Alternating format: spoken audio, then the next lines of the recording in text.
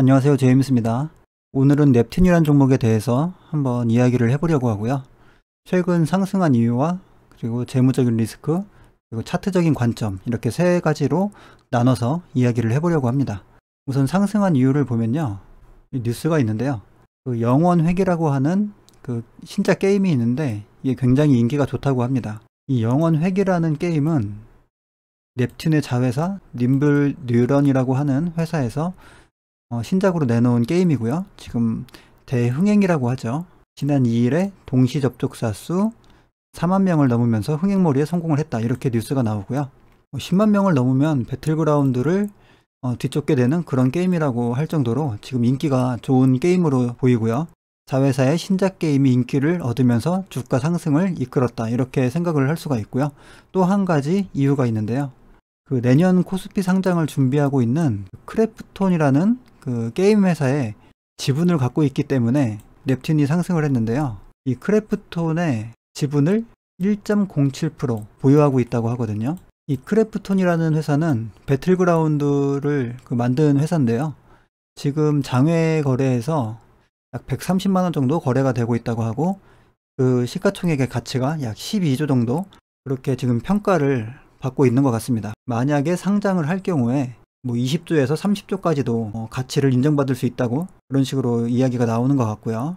이 크래프톤이 내년 5월 정도 상장을 할 것 같다, 이렇게 지금 전망들이 되고 있는 것 같습니다.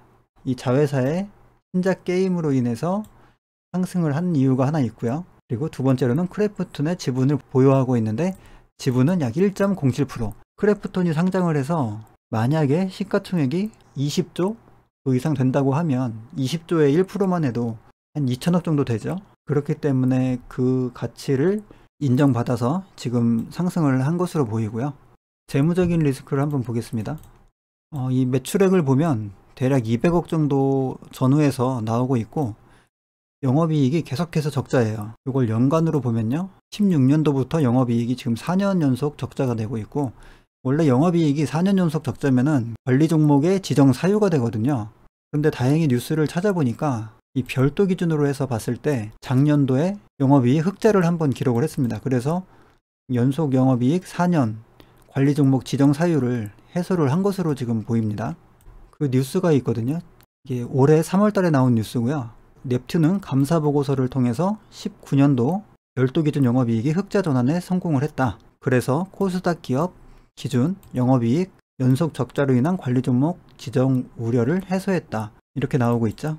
지주사인 경우에는 연결을 기준으로 해서 보긴 하는데, 그렇지 않은 경우에는 별도 기준으로 적용을 시키기 때문에 작년에 12억 영업이익 흑자가 나오면서 일단 관리 종목에 대한 우려는 해소가 된 것 같습니다. 관리 종목 우려는 해소가 된 듯한데, 일단은 그래도 매년 영업이익이 적자라는 것은 좀 리스크가 많이 있다고 생각이 되고요.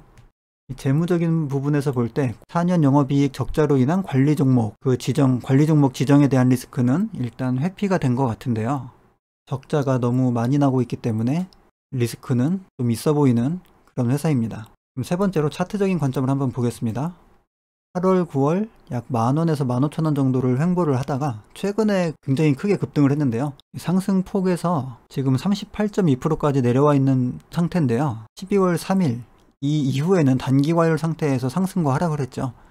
지금처럼 이렇게 윗꼬리가 긴 종목은 이게 절반 자리가 내려왔다고 해도 절반이라고 보기는 좀 어렵습니다. 이 부분이 윗꼬리가 세력들이 돈을 썼다고 인정할 수가 없는 부분이기 때문에 이렇게 하는 것보다는 이런 식으로 볼 수도 있거든요. 이렇게 보면은 현재 0.5만큼 내려온 자리가 될 수도 있고, 그 부분은 생각하기 나름인데요. 그냥 이렇게 그어놓고 0.5를 패스해도 비슷하겠죠. 그래서 지금 38.2%까지 내려온 자리이고, 그 다음 타점으로 보이는 곳이 거래량이 가장 많았던 이날의 시가 부근, 상한가의 시가 부근이면서 23.6%만큼 조정이 된 자리, 이 부분이 제가 볼 때는 다음 타점으로 보이고요.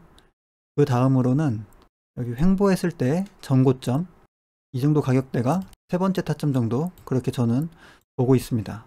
이 회사가 영업이익을 아주 조금씩이라도 흑자를 보여줬다면 조금 더 마음 편하게 매매를 했을 텐데, 좀 아쉽습니다. 넵튠에 대해서 한번 정리를 해보겠습니다. 차트적인 관점에서 38.2, 236, 그리고 전고점 부근, 이렇게 나눠서 추가 매수를 진행을 하면서 매매를 진행할 수는 있는데요. 최근 강하게 상승을 했던 만큼 눌림 이후에 기술적 반등을 노려볼 수는 있는데 지속적으로 적자가 나오는 기업이기 때문에 리스크가 있어 보인다. 매매를 하더라도 비중을 줄여서 조심스럽게 매매를 하는 것이 좋을 것 같습니다. 넵튠에 대한 종목 분석은 이 정도로 마무리하도록 하겠습니다. 감사합니다.